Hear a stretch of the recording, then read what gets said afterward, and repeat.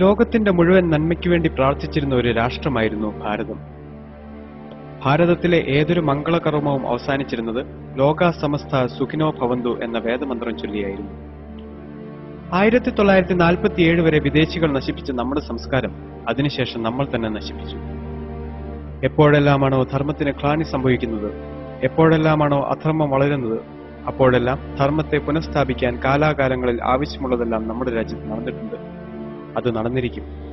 അതുകൊണ്ടാണ് ഭാരതം ഇന്നും ജീവിക്കുന്നത്. ലോക ജനതയ്ക്ക് ഏത് തരത്തിലുള്ള അറിവാണോ ആവശ്യമുള്ളത്, അത്തരത്തിലുള്ള അറിവിന്റെ സ്രോതസ് തേടി നിങ്ങൾ ചെല്ലണമെങ്കിൽ ഭൂമുഖത്ത് ഒറ്റ രാഷ്ട്രമേ ഉള്ളൂ, അത് ഭാരതമാണ്. ലോകതന്ത്രവും ആരോഗ്യശാസ്ത്രവും ഗണിതശാസ്ത്രവും ജ്യോതിശാസ്ത്രവും ലോകത്തിന് ഭാരതത്തിന്റെ സംഭാവനയാണ്. AD 10-ാം നൂറ്റാണ്ട് വരെ 4 അക്കമുള്ള സംഖ്യ എഴുതാൻ അറിയില്ല എന്ന യൂറോപ്യന്മാരുടെ മുന്നിൽ അരിത്തമെറ്റിക് പ്രോഗ്രഷനും ജോമെട്രിക് പ്രോഗ്രഷനും ഉപയോഗിച്ച് വേദമന്ത്രങ്ങൾ ചൊല്ലിയിരുന്നവരാണ് ഭാരതീയർ. യജുർവേദത്തിൽ കോപ്പർ, ബ്രാസ്, ടിന്ന്, ലെഡ് എന്നീ ലോഹങ്ങളെ നമസ്കരിക്കുന്ന മന്ത്രങ്ങളുണ്ടായിരുന്നു. AD 1500 ശേഷം കണ്ടുപിടിച്ച ഈ ലോഹങ്ങൾ മുഴുവനും യൂറോപ്യൻസ് ക്ലെയിം ചെയ്യുന്നതിനും 5000 വർഷങ്ങൾക്ക് മുൻപ് ഭാരതീയർക്ക് ഈ ലോഹങ്ങളെക്കുറിച്ച് അറിവുണ്ടായിരുന്നു. AD 400 ശേഷം AD 1500 വരെ 100 കണക്കിന് രസതന്ത്ര പുസ്തകങ്ങൾ ഭാരതത്തിൽ എഴുതിയിട്ടുണ്ട്. ദശരത്നാകരം, ദശസമുച്ചയം, ദശേന്ദ്രസാര സർവസ്വം, രസേന്ദ്ര ചൂടാമണി തുടങ്ങിയ പുസ്തകങ്ങളെല്ലാം തന്നെ നാഗാർജുനനെ പോലുള്ള അതിപ്രഗത്ഭരായ രസതന്ത്രജ്ഞർ എഴുതിയിരിക്കുന്നതാണ്. ഈ പുസ്തകങ്ങളിലെല്ലാം ഓരോ കെമിക്കലുകളും എങ്ങനെയെല്ലാം ഉപയോഗിക്കണം എന്നുള്ളതിന്റെ വിവരങ്ങളുണ്ട്. കൂടാതെ സ്വർണം, വെള്ളി, tin, lead, iron, copper, mercury എന്നീ മെറ്റലുകൾ എപ്രകാരമാണ് പ്രോസസ്സ് ചെയ്യേണ്ടത് എന്നതിനെക്കുറിച്ചുള്ള വിവരങ്ങളും ഈ പുസ്തകങ്ങളിലുണ്ട്. പ്രകാശത്തിന് 7 നിറമുണ്ട് എന്ന് കണ്ടുപിടിച്ചത് സർ ഐസക് ന്യൂട്ടൺ അല്ല, വിശ്വാമിത്ര മഹർഷിയാണ്. സൂര്യദേവൻ തന്റെ 7 രശ്മികൾ ഭൂമിയിലേക്ക് അയക്കുന്നു എന്ന് വേദങ്ങളിൽ എഴുതിയത് വിശ്വാമിത്ര മഹർഷിയാണ്. പ്രകാശം സഞ്ചരിക്കുന്നു എന്ന് കണ്ടുപിടിച്ചതും സർ ഐസക് ന്യൂട്ടൺ അല്ല. ഒരു നിമിഷത്തിന്റെ പകുതി സമയം കൊണ്ട് 2022 യോജന വേഗത്തിൽ പ്രകാശത്തെ ഇങ്ങോട്ടയക്കുന്നു സൂര്യദേവ, അങ്ങേക്ക് നമസ്കാരം എന്ന് പറഞ്ഞത് വിജയനഗര സാമ്രാജ്യാധിപതികളായ ഹരിഹരന്റെയും ഗുപ്തന്റെയും ആസ്ഥാന പുരോഹിതനായ സായണാചാര്യനാണ്. ന്യൂട്ടൺ ഗ്രാവിറ്റി കണ്ടുപിടിക്കുന്നതിന് മുൻപ് ഭാരതീയ ജ്യോതിശാസ്ത്രത്തിൽ ഗ്രാവിറ്റിക്ക് ഡെഫിനിഷൻ ഉണ്ടായിരുന്നു. ആകാശത്തിലുള്ള സോളിഡ് മെറ്റീരിയൽസിനെ ഭൂമി അതിന്റെ ശക്തി കൊണ്ട് അതിലേക്ക് ആകർഷിക്കുന്നു. ഏതൊന്നിനെയാണോ ആകർഷിക്കുന്നത് അത് താഴെ വീഴുക തന്നെ ചെയ്യുന്നു. തുല്യശക്തി കൊണ്ട് പരസ്പരം ആകർഷിക്കുന്ന ജ്യോതിർഗോളങ്ങൾ എവിടെ ചെന്ന് പതിക്കാനാണ്? 1148 ഭാസ്കരാചാര്യൻ എഴുതിയ ഈ വരികൾ സിദ്ധാന്ത ശിരോമണി എന്ന പുസ്തകത്തിന്റെ ഭുവനകോശം എന്ന ഭാഗത്തിലെ 6-ാം അധ്യായത്തിൽ നിങ്ങൾക്ക് കാണാൻ സാധിക്കും. ഭൂമി ഉരുണ്ടതാണെന്നും ഭൂമി കറങ്ങുന്നുവെന്നും സൂര്യനു ചുറ്റും പ്രദക്ഷിണം വയ്ക്കുന്നുവെന്നും കണ്ടുപിടിച്ചത് ആര്യഭടനാണ്. ഇന്ന് ഇതിനെല്ലാം നാം പേര് വിളിക്കുന്നത് ഗലീലിയോയെയും കോപ്പർനിക്കസിനെയും ടൈക്കോ ബ്രാഹിയെയുമാണ്. AD 449 ആര്യഭടാചാര്യൻ ഒന്നാമൻ അദ്ദേഹത്തിന്റെ 23-ാം വയസ്സിൽ എഴുതിയ ആര്യഭടീയം എന്ന ഗ്രന്ഥം ഭാരതത്തിലെ ജ്യോതിർ ഗണിതശാസ്ത്ര ഗ്രന്ഥങ്ങളുടെ പട്ടികയിൽ ഏറ്റവും ഉന്നത സ്ഥാനത്ത് നിൽക്കുന്നു. ഭൂമിയുടെ ഗോളാകൃതിയെക്കുറിച്ചും ഭൂമി സൂര്യനു ചുറ്റും പ്രദക്ഷിണം വയ്ക്കുന്നതിനെക്കുറിച്ചും ഭൂമിയുടെ റൊട്ടേഷനെക്കുറിച്ചും റെവല്യൂഷനെക്കുറിച്ചും അതിന്റെ സ്പീഡിനെക്കുറിച്ചും വ്യക്തമായി എഴുതിയിരിക്കുന്ന ആര്യഭടീയം അത്യുജ്വലമാണ് എന്ന ഒറ്റ കാരണം കൊണ്ട് തന്നെയാണ് ഭാരതത്തിലെ ആദ്യ സാറ്റലൈറ്റിന് ആര്യഭട്ട എന്ന പേര് നൽകിയത്. ആര്യഭടാചാര്യനും ഭാസ്കരാചാര്യനും വിവരിച്ചിരിക്കുന്ന എല്ലാ കാര്യങ്ങളും അതിന്റെ 10 ഇരട്ടി എക്സ്പ്ലനേഷനോടുകൂടി ബ്രഹ്മഗുപ്തൻ ബ്രഹ്മസ്ഫുട സിദ്ധാന്തത്തിൽ എഴുതിയിട്ടുണ്ട്. വൃത്തത്തിന്റെ വിസ്തീർണം, വൃത്തത്തിന്റെ ചുറ്റളവ്, സിലിണ്ടറിന്റെ വ്യാപ്തം തുടങ്ങിയ എല്ലാ കാര്യങ്ങളും ബ്രഹ്മഗുപ്തൻ വളരെ വ്യക്തമായി ഇക്വേഷനോടുകൂടി നൽകിയിരിക്കുന്നു. ഗ്രീൻവിച്ച് രേഖ പണ്ട് ഭാരതത്തിലായിരുന്നു. അപ്പുറത്തും ഇപ്പുറത്തും ലോഞ്ചിറ്റ്യൂഡും ലാറ്റിറ്റ്യൂഡും കാൽക്കുലേറ്റ് ചെയ്തിരുന്നു. വരാഹവീരൻ AD 553 അലക്സാണ്ട്രിയയുടെ ലോഞ്ചിറ്റ്യൂഡ് കാൽക്കുലേറ്റ് ചെയ്തിട്ടുണ്ട്. 23.07 ഡിഗ്രി ആയിരുന്നു ഉജ്ജയിനിൽ നിന്ന് അലക്സാണ്ട്രിയയുടെ ലോഞ്ചിറ്റ്യൂഡ്. മോഡേൺ സയൻസ് പ്രകാരം 23.03 ഡിഗ്രി. ജർമ്മനിയിലെ സെന്റ് ജോർജ് യൂണിവേഴ്സിറ്റിയിലെ സാൻസ്ക്രിറ്റ് ഡിപ്പാർട്ട്മെന്റിന്റെ കവാടത്തിൽ പാണിനിയുടെ ഒരു വലിയ ചിത്രം കൊത്തിവെച്ചിട്ടുണ്ട്. ജർമ്മൻ ഭാഷയുടെ അടിസ്ഥാനം പാണിനി എഴുതിയ അഷ്ടാധ്യായി എന്ന വ്യാകരണ ഗ്രന്ഥമാണ്.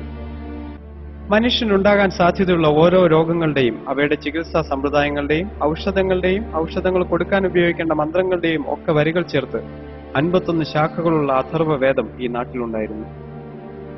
World health organisation universal medicine status കൊടുത്തിരിക്കുന്ന ഭൂമിയിലെ ഒരേ ഒരു കോമ്പൗണ്ട് ജലമാണ്. ഏതൊരു അസുഖത്തിനും ജലമല്ലാതെ മറ്റൊരു മരുന്ന് നൽകരുത് എന്ന് യജുർവേദത്തിൽ വ്യക്തമായി പറഞ്ഞിട്ടുണ്ട്. ആധുനിക വൈദ്യശാസ്ത്രത്തിന്റെ പിതാവായി എന്നറിയപ്പെടുന്നത് ഹിപ്പോക്രാറ്റിസ് ആണ്. ചരകന്റെയും സുശ്രുതന്റെയും പുസ്തകങ്ങളിൽ നിന്നാണ് താൻ ഔഷധശാസ്ത്രം പഠിച്ചതെന്ന് ഹിപ്പോക്രാറ്റിസ് എഴുതിയ പുസ്തകത്തിൽ തന്നെ 117 പ്രാവശ്യം പറയുന്നു. ചികിത്സയ്ക്കായി ശരീരവും മനസ്സും ഒരുമിച്ച് ചേർക്കണം എന്നാദ്യമായി പറഞ്ഞത് സുശ്രുതനാണ്. ശരീരത്തിനേൽക്കുന്ന ഏതൊരാഘാതവും മനസ്സിനെയും, മനസ്സിനേൽക്കുന്ന ഏതൊരാഘാതവും ശരീരത്തെയും ബാധിക്കുമെന്ന് സുശ്രുത സംഹിതയിൽ പറയുന്നു.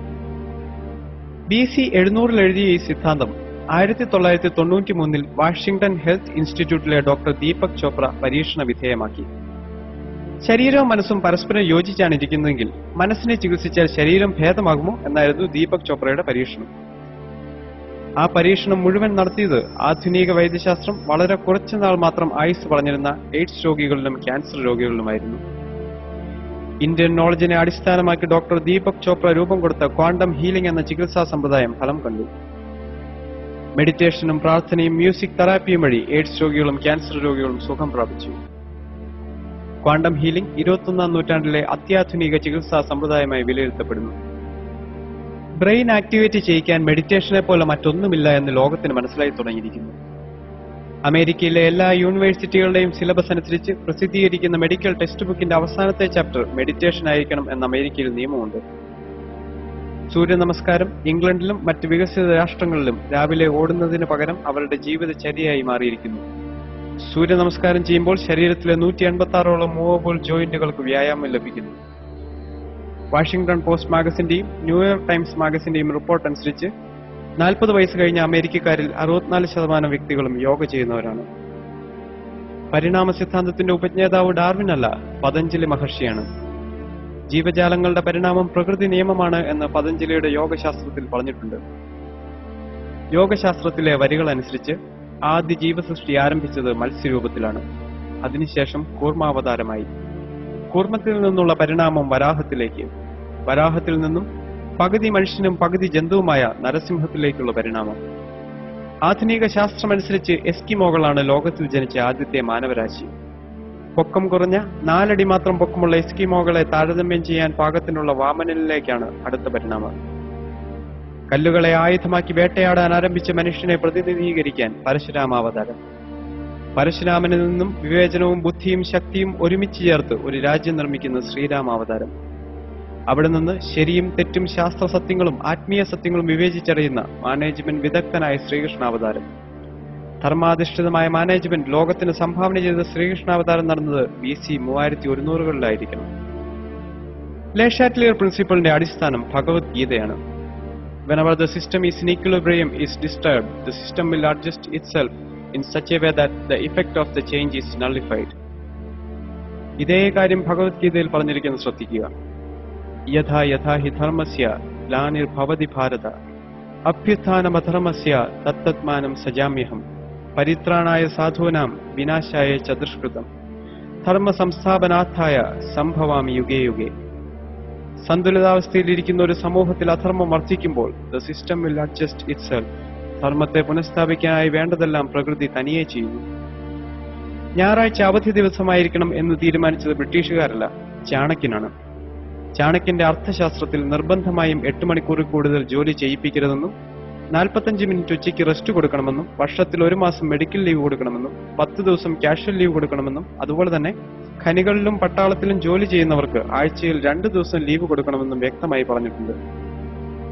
വിഷ്ണു ശർമ്മ AD 505 എഴുതിയ പഞ്ചതന്ത്രം എന്ന പുസ്തകം അമേരിക്കയിലെ CIA സിലബസിന്റെ ഭാഗമാണ്. ലോഹതന്ത്രമായാലും ആരോഗ്യശാസ്ത്രമായാലും ഗണിതശാസ്ത്രമായാലും ജ്യോതിശാസ്ത്രമായാലും ഭാരതത്തിന്റെ ശാസ്ത്ര പൈതൃകം ഇന്നും പുനർവിചിന്തനത്തിന് വിധേയമായിക്കൊണ്ടിരിക്കുന്നു.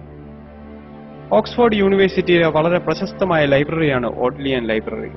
അവിടെ 20,000-ഓളം വരുന്ന ചെറിയ കറുത്ത പെട്ടികൾ സൂക്ഷിച്ചു വെച്ചിട്ടുണ്ട്. 1946 വരെ ഇന്ത്യയിൽ നിന്നും ബ്രിട്ടീഷുകാർ കൊണ്ടുപോയ താളിയോല ഗ്രന്ഥങ്ങളാണ് ആ കറുത്ത പെട്ടികളിൽ സൂക്ഷിച്ചിരിക്കുന്നത്. പ്രശസ്തരായ പല ഗവേഷകരും ശാസ്ത്രജ്ഞരും ഇന്നും ആ ഗ്രന്ഥങ്ങൾ പഠിക്കാൻ ശ്രമിക്കുന്നു. ഹാർവാർഡ് യൂണിവേഴ്സിറ്റിയിൽ 442 ഋഗ്വേദ ഗ്രന്ഥങ്ങൾ സൂക്ഷിച്ചിട്ടുണ്ട്.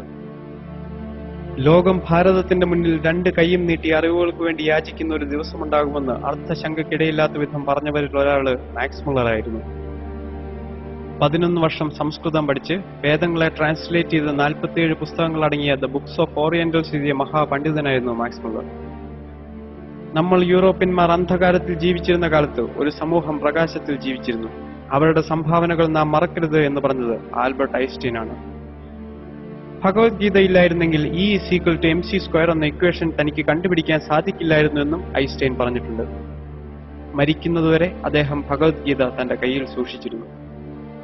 വേദം പഠിക്കാൻ എല്ലാവർക്കും അവകാശമുണ്ട്. കാരണം വേദം എഴുതിയ വേദവ്യാസൻ മുക്കുവനാണ്.